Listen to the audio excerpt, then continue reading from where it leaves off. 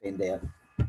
Hi, this is Janine Bolon with Ian Kingwill, and today we are here to talk to you about some of the quick tips that will help you with online networking. We seem to be doing everything online, and it can really throw an entrepreneur or a solopreneur kind of into a tizzy when you're thinking about how do I make this work well for myself. And I know that there are a lot of people out there that have given tips and tricks and techniques on how you go about networking online, but I think forgive me, I think I have one of the best networkers you can possibly have, and that is Ian Kingwell, because he is one of the co hosts for the Happiness Neighborhood Project. And the reason I say that is he is the co host of all of Australia. So you may notice an accent. Or maybe I'm the one that has the accent. I don't know.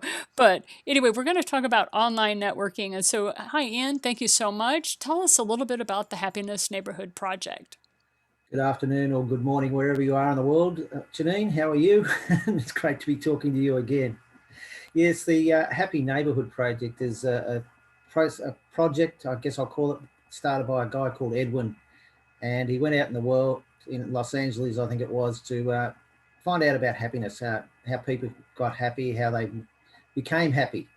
And it's become a project, and he's spoken at the United Nations and then done TEDx talks and all sorts of things. But last year, he, with the advent of COVID, he created the Happy Neighbourhood Project online networking group.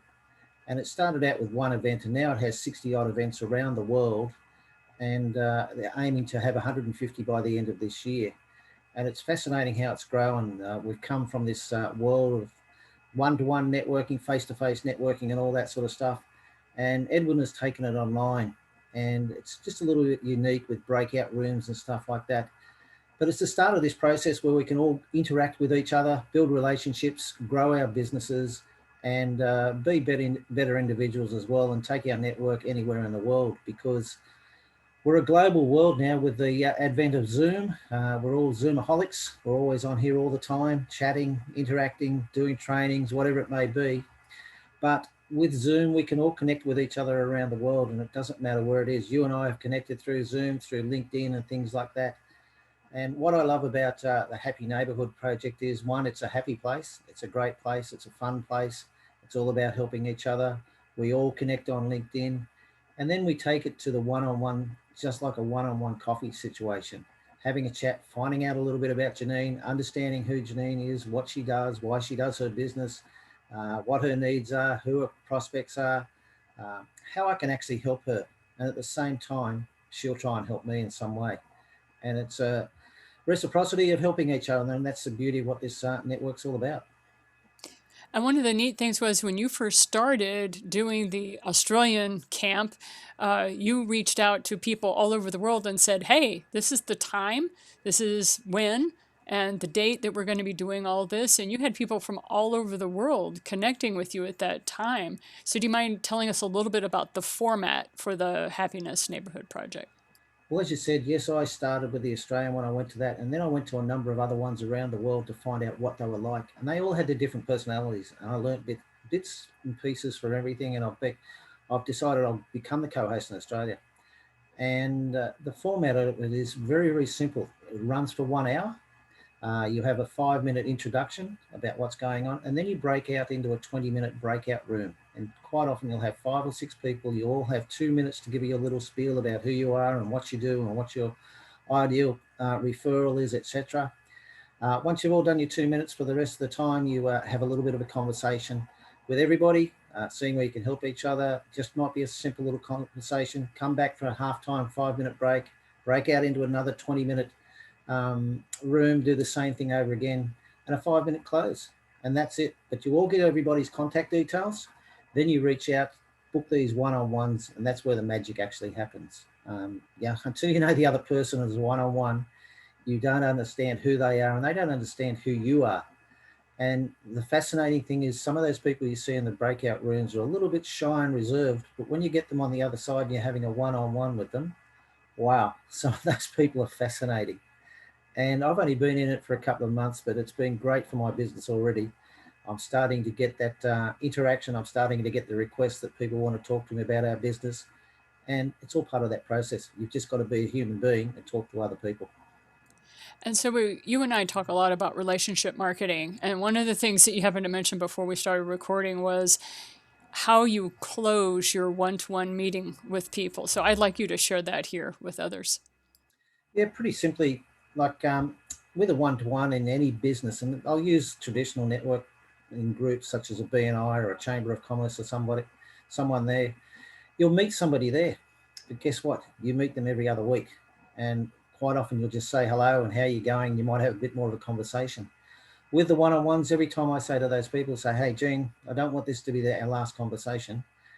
Anytime I can help you, please reach out. Feel free to give me a call, message me. I can call you, whatever it is, because sometimes it's international. Or let's just schedule another one-on-one Zoom call.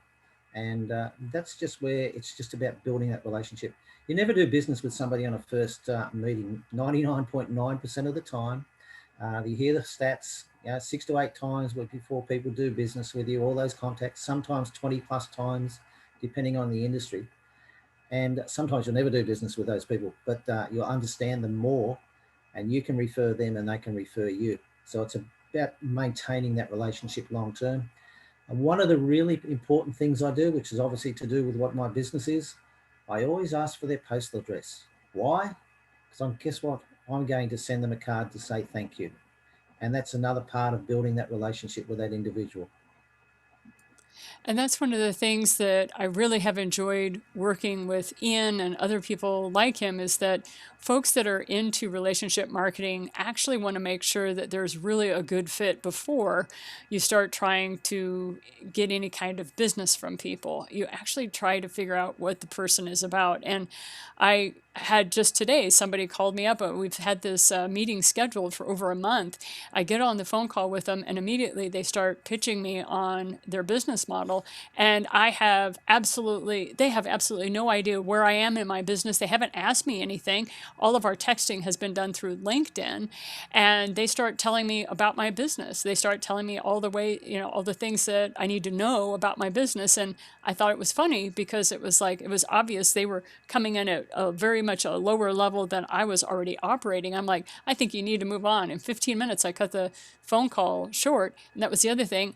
I didn't get an opportunity to get a word in edgewise, And so this is old school marketing. And I highly encourage people, if you're into doing these networking events, make sure you're into relationship marketing. It's a whole different ballgame. Ian, any last thoughts you want to bring out? I think even though we're in this digital world of Zooms and everything like that, and there's many other ways of doing it, it's high tech, but it's still old world charm, whether that's a conversation, sending a card, a phone call, or something in the future that has more impact in the long term. Because you're building, as you just said, a relationship. And people don't buy from people they don't know, they don't like, and they don't trust them. And you've got to put all those together to get that success.